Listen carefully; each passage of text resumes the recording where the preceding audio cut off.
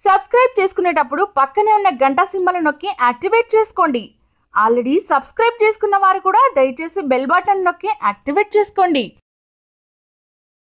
ఖాళీగా ఉన్న తిరుమల తిరుపతి దేవస్థానం ధర్మకర్తల మండలి అధ్యక్ష పదవితో పాటు క్రీడా ప్రాధికారిక సంస్థ 20 సూత్రాల ఆర్థిక పథకం చైర్మన్, ఢిల్లీలో ఏపీ ప్రతినిధి వంటి పోస్టులను 2-3 రోజుల్లో భర్తీ చేయాలని ముఖ్యమంత్రి చంద్రబాబు నాయుడు నిర్ణయించినట్లు తెలుస్తోంది. అత్యంత కీలకమైన టీటీడీ చైర్మన్ వివాద రహితుడు, ప్రజలతో సత్సంబంధాలు, జాతీయ స్థాయిలో మంచి పేరున్న వ్యక్తిని ఎంపిక చేయాలని చంద్రబాబు భావిస్తున్నారని ఎమ్మెల్యేలు, ఎంపీలతో పాటు ఇతర పదవుల్లో ఉన్నవారిని టీటీడీ చైర్మన్గా నియమించేది లేదని ఇప్పటికే స్పష్టం చేసిన చంద్రబాబు ఈ పదవిలో బాగా అనుభవం ఉన్న వ్యక్తి కోసం అన్వేషిస్తున్నట్లు ప్రచారం జరుగుతోంది.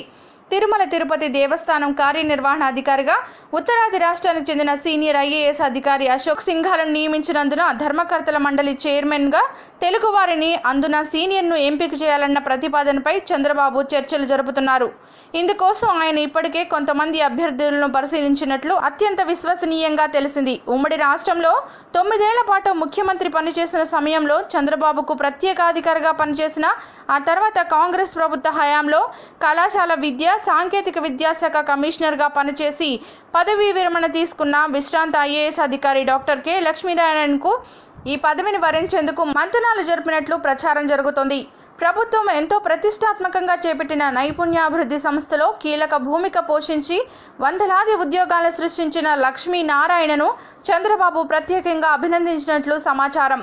వాస్తవానికి లక్ష్మీనారాయణను అధికారం చేపట్టిన తొలినాళ్లలోనే టీటీడీ చైర్మన్గా ఎంపిక చేయాలని చంద్రబాబు భావించారు. అయితే అప్పటికే ఆ పదవిని చదలవాడ కృష్ణమూర్తికి ఇస్తానని చంద్రబాబు హామీ ఇవ్వడంతో లక్ష్మీనారాయణకు ఈ అవకాశం దక్కకుండా పోయింది.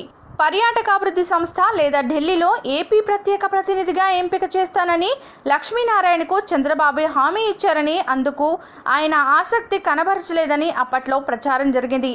తాజా పరిణామాల నేపథ్యంలో లక్ష్మీనారాయణ కన్నా సంబంధాలు ఉన్న వారెవరూ కనిపించడం లేదని, ఆయననే టీటీడీ చైర్మన్గా ఎంపిక చేస్తారని అటు ప్రచారం జరుగుతోంది. ఈ చైర్మన్ పదవితో పాటు ఖాళీ అయిన శాప్, 20 సూత్రాల ఆర్థిక పథకం, ఢిల్లీలో ఏపీ ప్రత్యేక ప్రతినిధి పోస్టులను కూడా భర్తీ చేయాలని నిర్ణయానికి చంద్రబాబు వచ్చారు. శాప్ చైర్మన్గా పిఆర్ మోహన్, 20 సూత్రాల చైర్మన్ సాయిబాబా పదవీ కాలాలు ఇప్పటికే పూర్తయ్యాయి. ఢిల్లీలో ఏపీ ప్రత్యేక ప్రతినిధిగా ఉన్న ప్రముఖ వ్యాపారవేత్త ఖమ్మంపాటి రామ్మోహన్ రావు పదవీ కాలం ఎప్పుడో పూర్తయింది.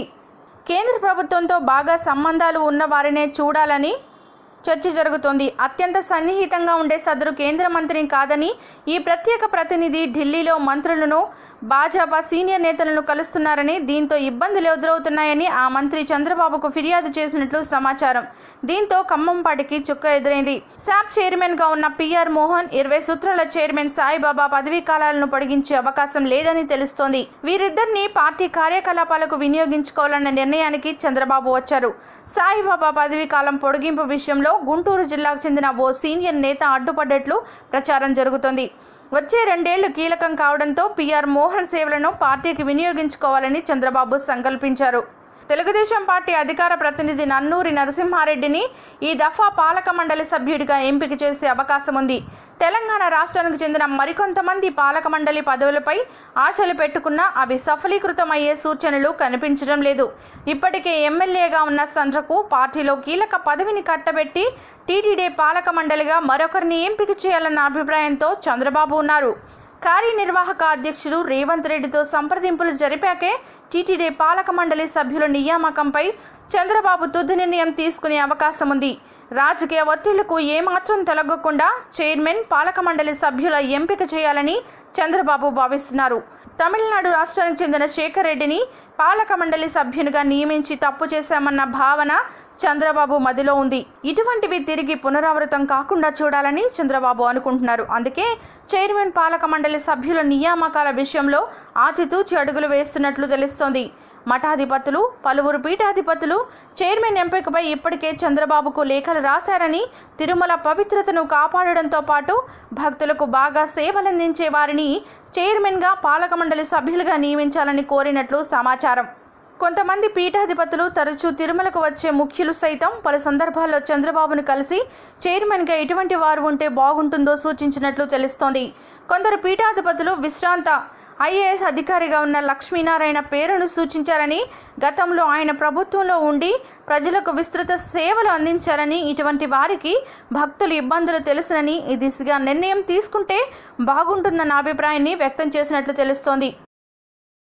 ఈ వీడియో కనుక మీకు నచ్చినట్లయితే లైక్ చేయండి, మీ అభిప్రాయాన్ని కామెంట్ చేయండి, మీ వారందరికీ షేర్ చేయండి. మరిన్ని ఇంట్రెస్టింగ్ అప్డేట్స్ కోసం మా ఛానల్ని సబ్స్క్రైబ్ చేసుకోవడం మాత్రం మర్చిపోకండి.